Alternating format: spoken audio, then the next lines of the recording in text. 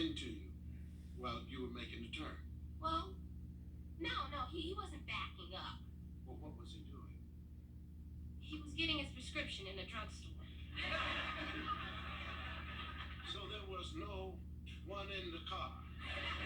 No, Dad, there was no one in the car, but I thought it was moving.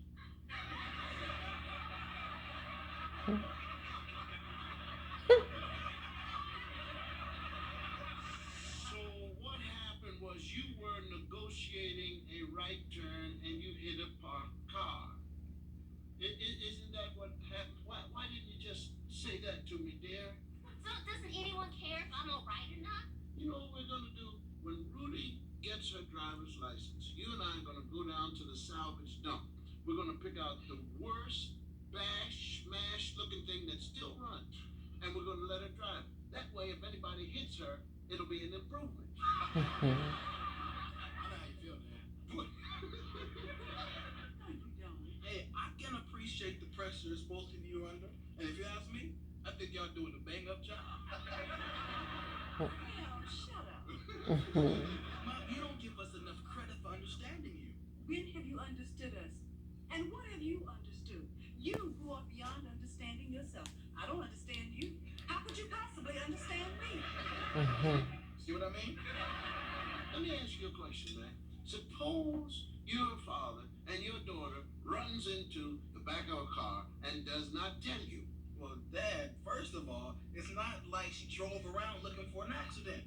Now, had it been me, I would try to be understanding and not make a big deal out of it. But she never told me. She let me go outside to find this, hoping what? That perhaps I would go crazy and say, even though I haven't been in the car, I must direct it.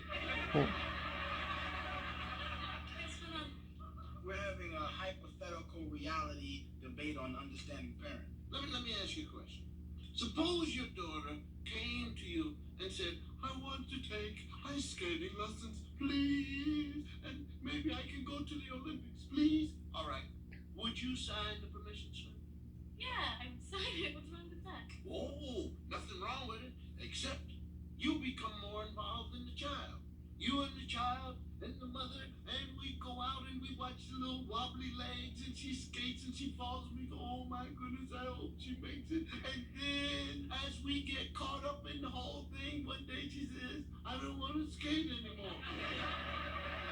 Okay, that's the problem with girls. They're so demanding. What? Do you recall yourself in Little League? Yeah, and I loved every minute of it. Oh, you loved every minute of it. Well, my boy, first of all, your mother and I, we went out and we paid for the whole uniform, bought you spikes, and you had named spikes. Cost us $55. Went out and you practiced. We watched the ball hit you in the face.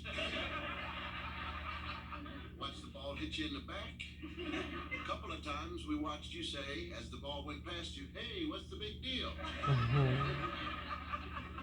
Finally, the big game. We watched the game. The final score was 75-98. And between the two teams, there was 3 hits, 672 errors, 542 walks. 3 kids were beamed. And we had to wait 2 hours for 1 kid to stop crying. The game was busted open by a grand slam bunt. So it took a little time. What's the big deal? Right. No big deal. Now there's the key. You guys always say things like, no big deal. Some of the greatest lies ever told by your kids. No big deal. I forgot. I'll pay you back later. It was like that when I found it. I swear, Mom, Dad, it was like that when I found it. Dad, I just want to say that I'm really sorry. Please add that to the list. I'm really sorry. And the other one that's key. What are you doing home so early? What's going on? You're complaining about being parents. Again? Oh, and getting in the car to go to work and discovering that your daughter's understanding of the word empty means I'll just park the car over here and Mom will fill it up. How about leaving the car radio on so that both of us have a heart attack? You left the thing up so loud, your mother's hair went straight. You guys act like you don't do some bad things to us. Yeah, I would like to know what we ever asked you to do, except hang up your clothes before they take root. I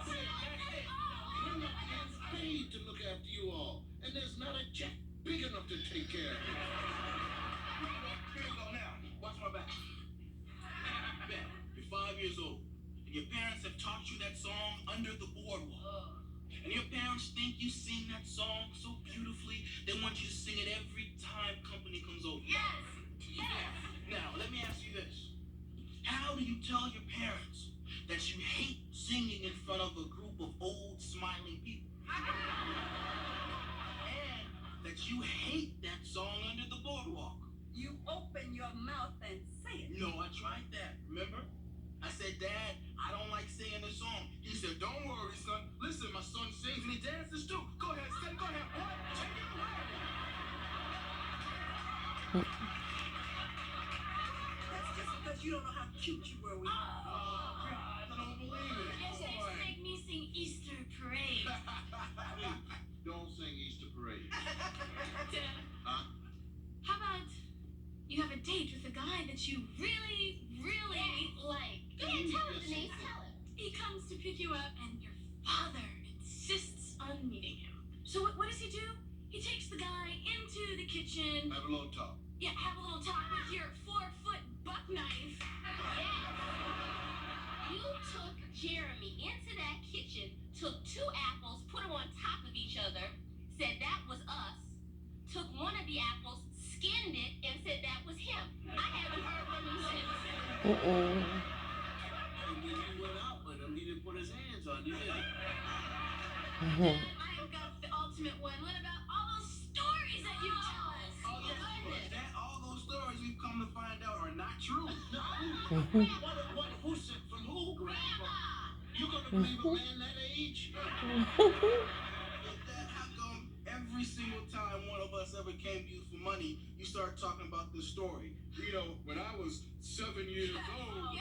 I used to have to wake up at 4:30 every morning. Without an alarm clock. What? Afford an alarm I had to clock. wake up by myself, had to get out and deliver newspapers. But wait, you always have to brush your teeth first. Had to brush my teeth. Oh, yeah. Didn't have the money for a toothbrush, so I had to get Was it some bark, I believe it was. no, it was sassafras. So I had no running water, so we had to go out and get a handful of snow. I believe that it was winter 365 days of the year. And every day the snow came. All day here. I went to milk the cow. I had no bucket. Or I didn't have any shoes either. I didn't have shoes. Well, I had to just squirt the milk in the palm of my hand. I had to hop 3 miles to the house. With no shoes. Hopped on one foot to keep the other foot warm. And I ended up hopping from house to house. Only made about, what, 7 cents a month, I believe? I gave 5 cents to my parents, kept 2 cents to myself, and that's how I bought my first car.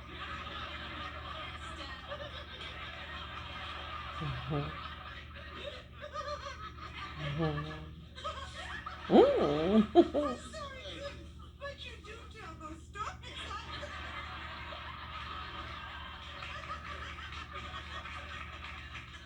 Well, at least I can drive. Oh,